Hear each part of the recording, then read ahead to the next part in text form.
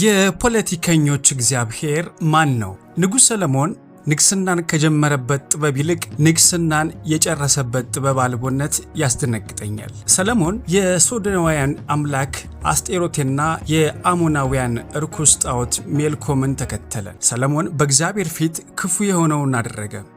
እንደ አባቱ እንደ ዳዊት እግዚአብሔር ሙሉ በሙሉ አልተከተለም። ያንን ጊዜ ሰለሞን በኢየሩሳሌም ፊት ለፊት ባለው ተራራ ላይ ለሞዓባውያን ርኩስ ጣዖት ለኬሞሽና ለአሞናውያን ርኩስ ጣዖት ለሞኬም መስገጃም ሰራ። ሰለሞን ንግስናን በእግዚአብሔር ቤት ጀምሮ ጠንቋይ ቤት ጨረሰ። ይህ ታሪክ አይደለም፣ ዛሬም እውነት ነው።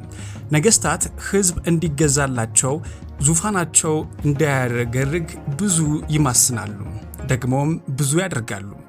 ይህንን ሳስብ ሁል ጊዜ ፈላስፋዎች እንደሚሉት ፖለቲከኛ ስለ አምላክ የሚያነሳው ጉዳይ ሃይማኖታዊ እምነት ስለሆነ ሳይሆን ስልጣንን ለማጠናከር ሕዝብን ለመግዛት ወይም ፖለቲካዊ ግቦችን ለማሳካት የሚጠቀሙበት መሳሪያ ስለሆነ ነው።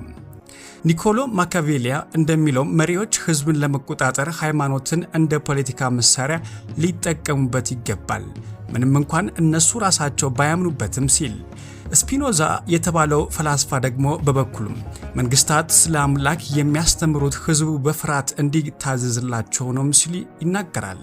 ይህ ደግሞ ከእውነተኛ ሃይማኖት ይልቅ ለስልጣን ጥበቃ ነው ይላል።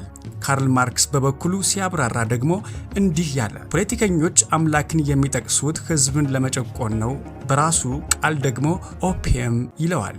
በአጭር አነጋገር ፈላስፋዎች እንደሚመለከቱት የፖለቲከኛው አምላክ ከእውነተኛ እምነት ይልቅ ለስልጣን ለስርዓትና ለፖለቲካ ጥቅም የሚቀረጽ ጽንሰ ሐሳብ ነው ይላሉ። ሌሎች አሳቢዎች ስለ ፖለቲከኛው አምላክ የሚሉትም አላቸው። ቶማስ ሆብስ ሉዓላዊ ኃይል ራሱ ሟች አምላክ ነው ወይም ሌዊታን ፖለቲከኞች ይህን አምላክ በመጥቀስም ፍጹም ታዛዥነት ያስገኛሉ ሲልም፣ ጆርጅ ኦርዌል ፖለቲከኛው ራሱ እንደ አምላክ አድርጎም ያቀርባልም ይላል። በአጠቃላይ እነዚህ አሳቢዎች የሚያነሱት ፖለቲከኛው አምላክ ሲል ከሃይማኖታዊ እምነት ይልቅ ስልጣንን፣ ፍርሃትን፣ ታዛዥነትና ሕዝብን ለመጨቆን የሚጠቀሙበት ጽንሰ ሐሳብ መሆኑ ነው። ሶስቱም ሃይማኖቶች ማለትም አይሁድ፣ ክርስቲያንና እስልምና አብርሃማዊ ሃይማኖቶች በመባል ይታወቃሉ። ሶስቱም አንድ አምላክ ብቻ እንዳለም ያምናሉ። ይህ አምላክ ዓለምን ፈጠረ፣ ነቢያትን ልኳል፣ መላእክት አሉ፣ ከሞት በኋላ ትንሣኤና ፍርድ አለ፣ ሰው በጎ ሥራ ሊሰራ ክፉ ሊርቅ ይገባል፣ ጸሎት፣ ጾምና ምጽዋት አስፈላጊ ናቸው ይላሉ። ነገር ግን ስለዚህ አንድ አምላክ ማንነት፣ ባህሪና ከሰው ጋር ስላለው ግንኙነት የተለያየ አመለካከትና አስተምህሮም አላቸው። የአይሁድ እግዚአብሔር ከአብርሃም ጋር ቃል ኪዳን የገባ ዘፍጥረት 15 እስራኤልን ከግብፅ ያወጣ ቅዱስና ፍትሐዊ አንድና ሥጋ ያለበሰ አምላክ ነው። ኢየሱስን እንደ መሲህም አይቀበሉም። የክርስቲያኖች እግዚአብሔር ወይም በሥላሴ አንድ አምላክ በሦስት አካል አብ፣ ወልድ፣ መንፈስ ቅዱስ ኢየሱስ ተወልዷል፣ ተሰቃይቷል፣ ሞቷል፣ ተነስቷል፣ አርጓል፣ ይመልሳልም ይላሉ። የእስልምና ወይም አላህ አንድ ነው። አላህ ማንም የማያስፈልገው ፍጹም ነው። አልወለደም፣ አልተወለደም፣ ሥጋ አልለበሰም፣ ምንም የሚመስለውም የለም ይላሉ። የፈላስፋዎች እግዚአብሔር ወይም የሎጂክና የምክንያት አምላክ ነው። ፍጹም ኃይልና ዕውቀት ያለው ነው። ስሜት የሌለው ነው። ከዓለም ጋር የማይገናኝ ነው። ረቂቅ ወይም አብስትራክት ነው። በቦታና በጊዜ ውስጥ የማይገኝ ነው። ቁሳዊ ያልሆነ ነው። የማይለወጥ ወይም ኢሙቴብል ነው። ምንም አይነት ለውጥ ወይም ዕውቀት፣ ኃይልና ስሜትም የለውም። ራሱ ሳይንቀሳቀስ ሌላውን ሁሉ የሚያንቀሳቀስ አንሙቭድ ሙቨር ወይም አርስቶትል እንዳለው ነው። ከዓለም ጋር ምንም ግንኙነት የሌለው ኢምፐርሰናል ነው። አይጸለይበትም፣ አያመልኩበትም፣ መልስ አይሰጥም። ከፍቅርና ከቁጣ ነፃ ነው። ይህ አምላክ በሰው ሎጂክና ምክንያት የተገኘ ነው። የፈላስፋዎች አምላክ እንደ በረዶ ንጹሕ፣ ደግሞም እንደ በረዶ ቀዝቃዛ ነው። ፓስካል እንደሚለው የአርስቶትል አምላክ የአብርሃም የይስሐቅና የያዕቆብ አምላክ ሳይሆን የፈላስፋዎችና የምሁራን አምላክ ነው። ይህ አምላክ ሕይወት አይሰጥም። የኢየሱስ ክርስቶስ አምላክ ብቻው ሕይወት የሚሰጥ ነው ይላል። የፖለቲከኞች እግዚአብሔር ሃይማኖታዊ አይደለም፣ መሳሪያ ነው። ለምርጫ ድምፅ፣ ጦርነትን ለማጽደቅ፣ ለራስ ጥቅም ይጠቅማል። የእነርሱ እግዚአብሔር ጸጥ ያለ፣ የማይገሰጥ፣ የማይመራ፣ እንደ መስታወት የሆነ ማንኛውም ሰው ራሱን የሚያይበት ነው። እነዚህ ከላይ የዘረዘርኳቸው ሶስቱም ሃይማኖታዊ እምነቶች ስለ እግዚአብሔር ማንነት ቢለያዩም ቢያንስ እግዚአብሔር እንዳለና እርሱ ቅዱስ፣ ፍትሐዊ፣ እውነተኛ እንደሆነ ይስማማሉ።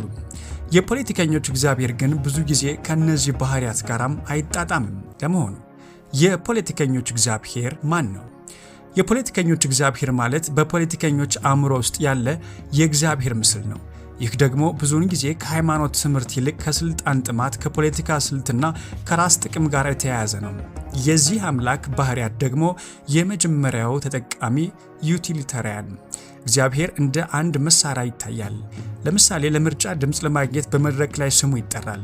ፖለቲከኞች መጽሐፍ ቅዱስ ወይም ቁርአን የሚያነሱት ህዝቡን ለማስደንገጥ እንጂ በእውነት ለመከተል አይደለም።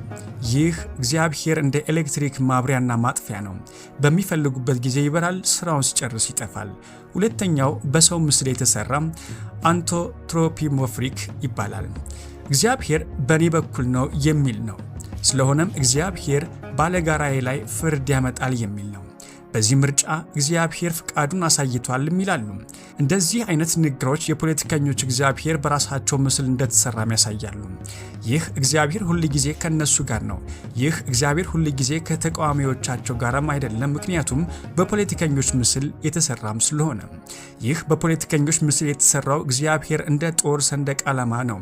ማንኛውም ወገን ራሱ ለማስመለክ ይጠቀምበታል።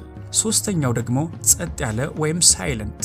ይህ እግዚአብሔር በጣም የሚያስደንቀው ነገር ቢኖር ፈጽሞ መልስ አለመስጠቱ ነው። ሙሴን ያነጋገረው እግዚአብሔር አይደለም። ፖለቲከኞች ሲናገሩ ይህ እግዚአብሔር ጸጥ ይላል። ውሸት ሲናገሩ ጸጥ ይላል። ድሆችን ሲዘርፉ ጸጥ ይላል።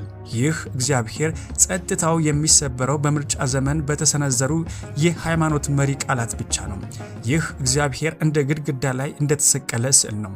ታላቅ ቢመስልም መናገር ግን አይችልም። አራተኛው ጦርነት ወይም ቅዱስ የሚያደርግ ሳክሪፋየር ኦፍ ዋር ይሉታል። በታሪክ ውስጥ ብዙ ጦርነቶች ተካሂደዋል። አንዳንዶችም የተካሄዱት በእግዚአብሔር ስም ነው። ፖለቲከኞች ጦርነት ከመግባቱ በፊት ጸሎት ያደርጋሉ። የፖለቲከኞች እግዚአብሔር ሁለቱም ወገኖች እግዚአብሔር ከነሱ ጋር እንዳለም ያምናሉ። ይህ እግዚአብሔር ለፖለቲከኞች እንደ ጋሻ ነው። አንዱ ወገን ጠላትን ለመግደል ሲጠቀምበት፣ ሌላኛው ደግሞ ራሱን ለመከላከል ይጠቀምበታል። አምስተኛው ፈጣን ዘንግ ወይም ፕላንክ ነው። ፖለቲከኞች እንደሚፈልጉት ሁሉ ይህ እግዚአብሔር በፍጥነት አመለካከቱን ይለውጠዋል። ትናንት በንግግሩ ላይ እግዚአብሔር ቢፈቅድ እንዲህና እንዲህ እናደርጋለን፣ ድህነት እናስወግዳለን ያለው ፖለቲከኛ ዛሬ ከስልጣን ጋር ሲገናኝ ስለ እግዚአብሔርም ሆነ ስለ ድሃው ምንም አያስታውስም። ልክ እንደ አሸዋ ላይ እንደተሳለ መስመር ነው። እግር ሲረግጠው ይጠፋል።